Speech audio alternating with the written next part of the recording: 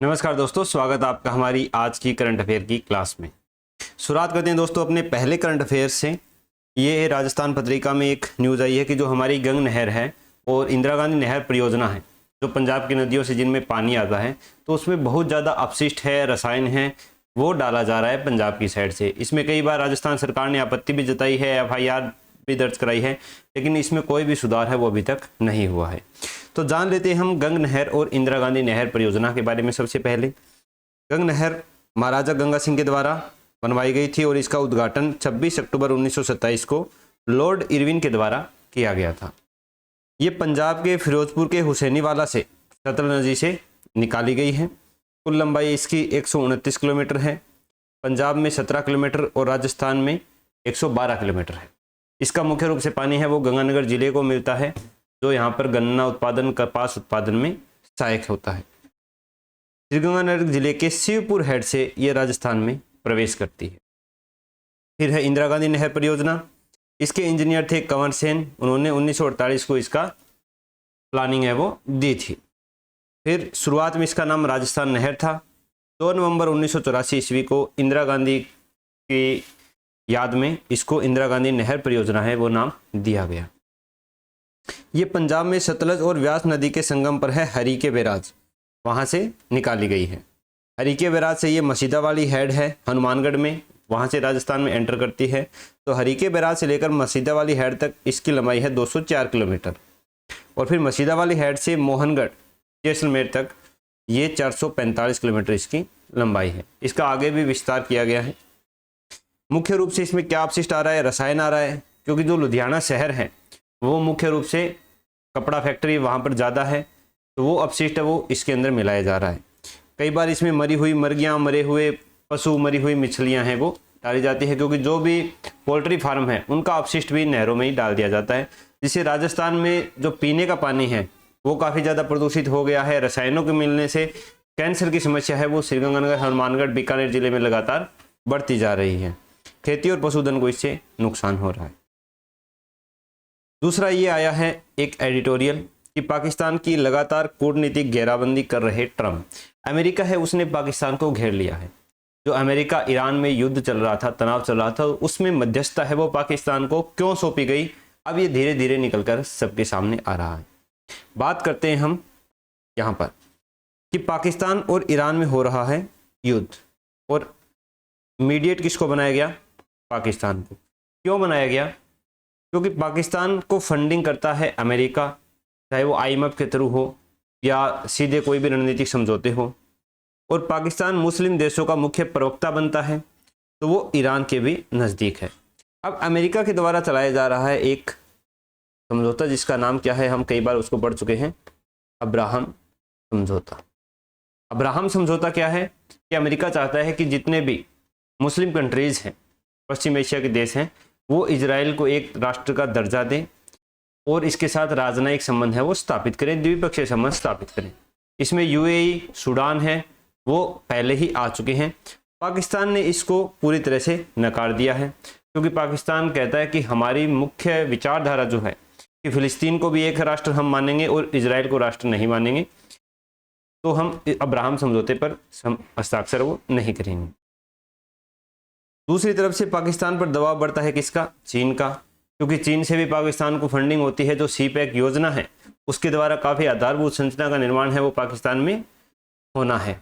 तो अमेरिका से भी दोस्ती बढ़ानी है। पाकिस्तान अगर चीन की तरफ जाएगा तो भी अमेरिका नाराज़ होता है। पाकिस्तान अगर ईरान की तरफ जाएगा तो भी अमेरिका नाराज़ होता है। और पाकिस्तान इजराइल की तरफ जा ही नहीं सकता, क्योंकि ये इसकी जो मुख्य विचारधारा है उसके खिलाफ है।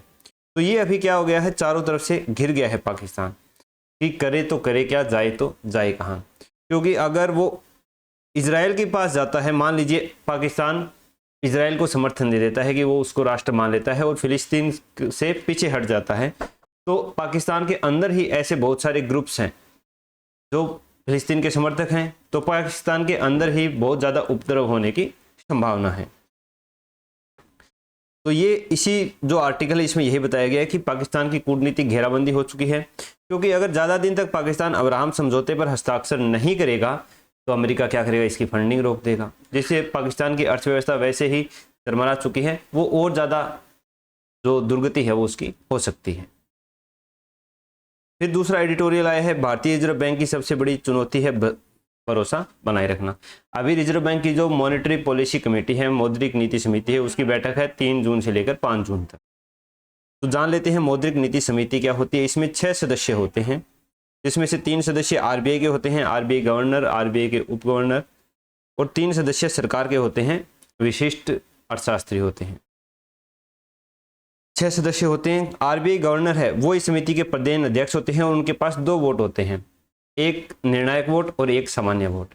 जब 3-3 के बराबरी में मत पड़ जाते हैं तो फिर आरबीआई गवर्नर है वो अपना निर्णायक मत दे सकता है। क्यों बनाई गई है ये समिति, किस चीज़ों पर ये नियंत्रण करती है, क्या काम है? महंगाई पर नियंत्रण करना, नीतिगत दरों का निर्धारण करना, नीतिगत दरें जैसे रेपो दर, रिवर्स रेपो दर वगैरह, आर्थिक विकास के लिए प्लानिंग करना और रुपए की स्थिरता को बढ़ाना।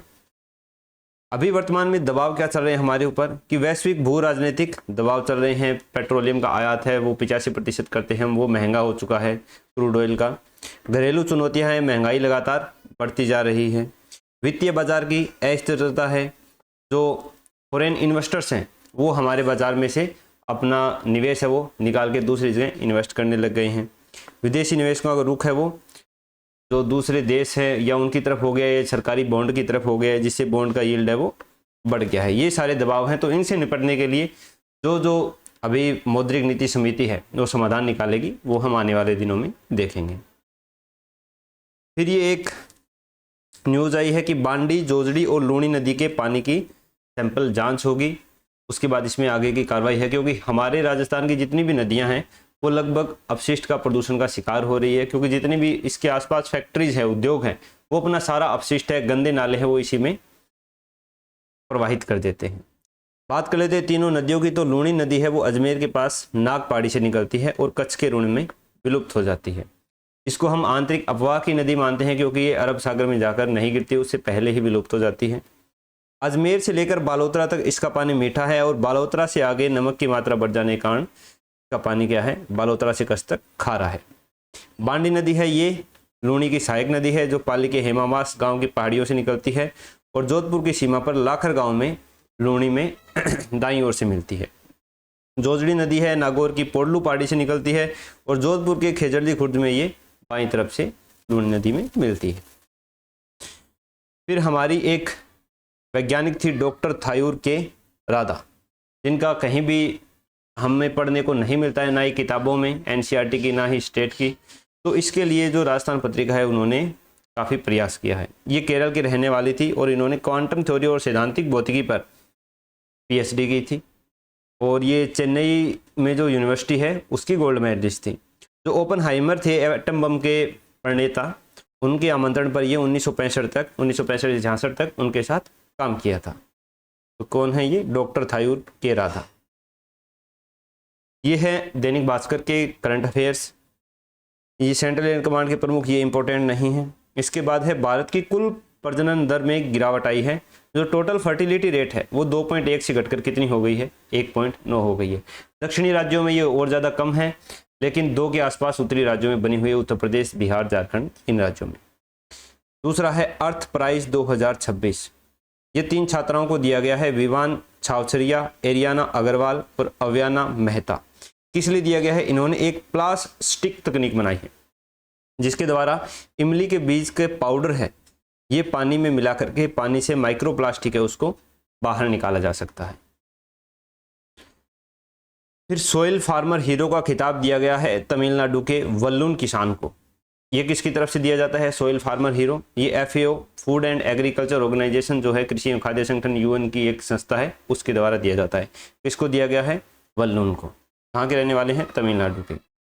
फिर यूएन क्लोज है, ये शब्द चर्चा में है जिसका मतलब है united nation convention on the law of the sea, यानी समुद्र से संबंधित यूएन कन्वेंशन, नियम बनाना। 1982 में ये बनाया गया था जिससे विभिन्न देशों के मध्य व्यापार है वो निर्बाध रूप से होता रहे। तो ये थे हमारे आज के करंट अफेयर्स, ज़्यादा कुछ थे नहीं, इतने ही थे। तो अगर आपको अच्छे लगे हो तो अपने अमूल्य सुझाव हमें कमेंट बॉक्स में ज़रूर दे दें। आपका सपोर्ट हमें काफ़ी मिल रहा है, कमेंट भी बहुत सारे आ रहे हैं, बिना कहे वीडियो पर लाइक्स भी बहुत ज़्यादा आ जा रहे हैं और आपको पसंद आ रहे हैं। ये वीडियो की जो PDF है वो मैं मेरे टेलीग्राम चैनल पर डाल दूंगा, जिसका लिंक मैंने नीचे डिस्क्रिप्शन में दे रखा है। तो आप टेलीग्राम चैनल को भी ज़रूर ज्वाइन कर लें, वहाँ पर मैं कोई भी अपडेट होती है वो डालता रहता हूँ। तो मिलते हैं दोस्तों नेक्स्ट वीडियो में। इस छोटी सी क्लास में बस इतना ही।